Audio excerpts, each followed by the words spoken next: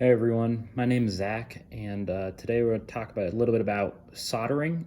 Specifically, we're going to be looking at through-hole soldering, but we'll talk about some things that also apply to surface mount soldering, and we'll talk about what all that means. So we'll start off with what is soldering. And soldering is the idea of permanently connecting two things, like electrically and to some extent mechanically. I mean, it's not a weld, but I mean, that holds up a lot better than putting something in a breadboard. So what I've got right here is I've got a microcontroller. This is actually a Teensy, and it's sitting in a breadboard. And it didn't come with any of the pins soldered on, so I've had to solder them on. So you can see my solder joints over here and over here, and then you can see these are the ones that still need to be soldered. Granted, not all of these are great or exemplary, but we'll talk about which ones are good and why they're good and what makes a solder joint good and bad. Beyond putting pins on a microcontroller like this, you can also just solder stuff onto a board. So here's like a proto board. It's a little hard to see, but there's like a connection right there. You can see some wires on the other side. I've really just soldered a few miscellaneous wires in just for practice and for the sake of showing you a little bit about what that looks like. In general, if you're doing something like this, you put the wire in one side and then you flip it over and you solder it on the other side. And then more than that, you can also solder two wires together if you so desire. All of those are valid options and more. Soldering, is good for connecting things, making it permanent. You can also and should also solder things into PCBs. Like if you have custom PCBs, you're going to want to put your components into that and solder it. So soldering is a key skill for anyone with hands-on electronics, or anyone who wants to do hands-on electronics. So how do we go about soldering? Well, what we have is we've got a soldering iron. So this is the soldering iron I have. It's not the best. Had it for a while, so I also haven't taken nearly as good care of this tip as I probably should have. But it's a soldering iron, and it works for what I need. The soldering iron heats up, so anything up here I would definitely not touch, as that can get as hot as 600-700 Fahrenheit. Sometimes they go higher, although I wouldn't suggest actually using that. And then along with the soldering iron, you're going to need some solder. So this is what solder looks like. I mean, it's just this piece of metal here. This is what will melt on. There's lots of different types of solder. So what I've got right here is some lead-free solder. There's leaded solder also, that's sort of implied. So you can see this is some lead-free solder. Lead-free solder is good because it doesn't emit nearly the kind of gas that noxious fumes that leaded solder does. When you melt leaded solder, you definitely should have a fan. You should have a fan all the time, but especially when you're using leaded solder, and you want to blow those fumes away from you. You don't want to inhale those. All right, so you turn on your soldering iron, but the soldering iron needs a temperature to be set to. This can vary depending on the tip you're using. There's lots of different types of tips. Like here's another tip. This one looks very similar, but there's also some other ones like this guy here I haven't taken out of the bag, but it's a lot thicker. So depending on the geometry of the tip, the mass of your tip, that'll affect your temperature.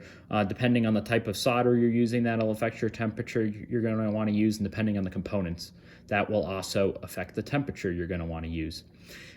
In general, most of these solders will melt around 350 to 450 Fahrenheit. But that being said, you're going to have your tip normally closer to 600 to 700 Fahrenheit. If you're not sure, feel free to look it up and see what people have to say. You can always start lower and work your way up. If you go lower, it'll just take longer for everything to melt. You don't want to go too high, though, as you can burn components and you can damage things you don't want to damage. Just, it comes with a little bit of practice and experience, but looking things up and whatnot is also helpful. But in general, you start somewhere probably around 600 or 650. I've asked a lot of people and I've heard a lot of different responses. So the first thing you're going to want to do when you solder is you're going to want to tin the soldering iron. This soldering iron is not very great, so I don't think it's actually going to tin super well. But the idea with tinning is that you literally are going to melt a little bit of solder onto the tip of the soldering iron. And then the idea behind that is that the tip of your soldering iron will look a little bit shiny when you're done with it, when you're done tinning it. It's a little hard to see, but there's a little shine on there. That will help make the tip last longer, and it'll make your soldering go quicker and look a little bit better. I will also link it in the description a guide to cleaning the tips and what it means to tin and why you want to do that. Everyone should try to keep care of the tips. Taking care of the tips is really helpful because it saves money, it'll save time, it'll make the soldering irons just better overall.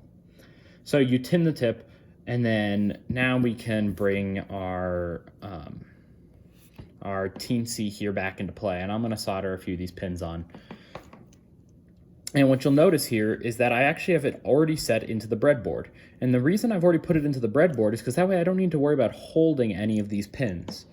Since the pins aren't connected in, I mean, they're soldered in now, but before I soldered them in, they weren't connected. So the idea here is that I put it into the breadboard, and then the breadboard held everything in place.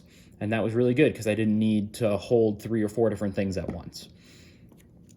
So in order to solder, what you're going to want to do is you're going to want to take your soldering iron when it's at temperature and tinned, and you're going to put it on one side of the pin. Normally I put it on the side away from other components like this microcontroller. And then you're going to hold it there, and you want to heat it up. And then you put the solder on the other side, and you're going to want to let that solder sort of heat up.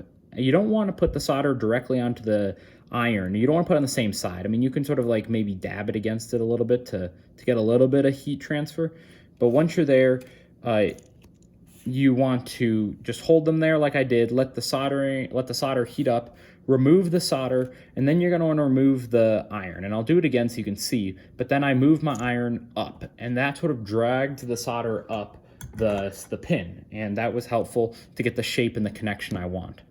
So if we look here, we can see that this one I just soldered is, well, it's a little hard to see. It's actually a little nicer in not when you're not looking at it through the camera, but it's connected on the ground there, and then it comes up to sort of a cone. It's not the best joint, sure, but it does get the job done. And if you want to go back and adjust something, you can always bring your soldering iron back, and you can remelt the solder and sort of move it around. You just want to be careful though that you don't cause any shorts. You don't want to do this a lot because you don't want to damage your board. And so here, I'll do it again. Hopefully I'll get another good joint. Practice makes perfect for sure. Good soldering iron tip will also help. All of the above are very helpful. And so some people would definitely say I should up my temperature. It's pretty good, I think, for what I'm doing. And so there we go. That's another solder joint. And we can take a look. Yeah, I think that one came out a little bit better, I would say. It's a little bit more sturdy on the base here. And then it comes up and it comes to a point. And you don't want them to look like these bulbs over here. So these bulbs are not as good. That means I put too much solder on. And then we'll talk about how you can remove some solder. But that's generally what you don't want to do. Something more like this is much closer to what you want to do.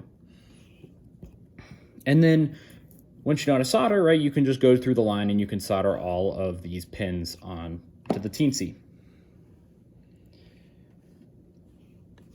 Now, if you want to solder something like this guy here, you are going to need to hold it somehow, right? Because I don't have 7 hands, I can't hold it all. So that's where this device called Helping Hands comes into play. So these right here, this is my set of Helping Hands. I'll bend it down so you can, brings it into frame a little bit. What I've got is effectively 2 alligator clips. These guys open, and then what you can do is you can put your board into the clip hands here, and boom, now it's holding it for me. So this is the wire I'm going to solder on. I've actually bent the wire over so it didn't fall out, which is a nice little trick I like to use. And then you can rebend it when you're done, because at the end of the day, you want it to probably be flat like this guy here is. And actually, I don't even want to solder it when it's that bent over, but a little bit of bending I can still keep in there so it doesn't fall out as I'm working on it. You can also use other tricks, like you can put the helping hand so they also clamp this wire. You can do a few different things. So now we're going to do the same thing we did before, it's just on a different board this time. So we'll take this guy in here. I'm going to start heating him up. Bring the solder in. Get a little bit of solder on there. Remove it. And boom. Now we've got a soldering joint. We'll take a look and we'll see how well that one actually came out. That actually looks pretty good. I know it's a little hard to see like this, but it looked like it came out pretty well. It probably could use maybe a little bit more solder, but it does seem to be holding. And so now you can see that I flipped it around. This is the wire. I mean, I can pull on it. I'm pulling on it. It's not coming loose, which is good. And it looks pretty well connected, which is good. Yeah, I probably could use a little bit more solder, but it got the job done.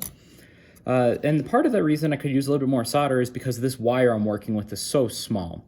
At the end of the day, this wire is probably too small to be soldered onto these holes realistically. And so that's why a lot of the solder went to just filling the hole rather than just making more of the connection I was looking for. And let's say that we have this soldered and we're working on a bigger board, and we want to make sure we don't short anything. I mentioned this feature when I did the Introduction to Electronics video, but there's a connectivity feature in your multimeter. And that will allow you to check if two things are electrically connected. And so if I have my probes, if I put my probes together, they'll beep. And that means that it's electrically connected, which made sense. And now if I take two things that I know are not connected, like two of these holes here, so it's a little bit harder to show, yeah, there's no connection, so that's good. So let's say I want to make sure my solder joint didn't short. I can grab that one and I can grab a hole adjacent to it, the hole I'm worried about, and I can check. We don't hear a beeping, so it didn't short. That's perfect. That's not going to tell you that everything is perfect. It's not going to tell you that your solder joint is the highest quality solder joint, but it'll at least tell you if you're shorting or not, which is good to know. So when you're doing things, especially small things, I like to check that. So I have actually already gone through and I checked that for all of these joints. Then let's say you mess up and let's say you want to remove solder or you put too much solder on a joint. That's where you get a few different options. You have the solder wick here. Solder wick is just like this string of copper. The idea is you put it down, and then you put the soldering iron on top of it, and it will sort of absorb some of the solder. The other option we have here is a solder pump. This solder pump looks like this. The idea is that I just crank this guy down. It stays down, and then when I'm ready, I can press this button here, and it'll pull the solder out. But the key is the solder needs to be melted. So if I don't like one of these joints, I can come in here, I can do my best, at least here, to melt it while holding this pump. And then once it's melted,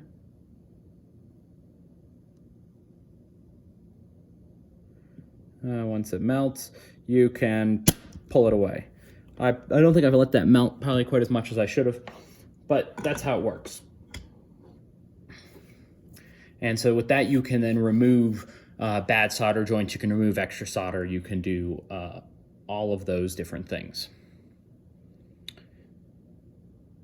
So that's the gist of soldering. That's our introduction to soldering. I do want to note, though, that that was all for through-hole components. So components here that go through holes, right? But there's plenty of components that are surface mount, and surface mount's a lot harder to do by hand.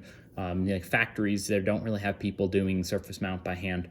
So that's where you can use other tools like the oven and whatnot to melt that solder. You can do it by hand. It definitely requires some practice.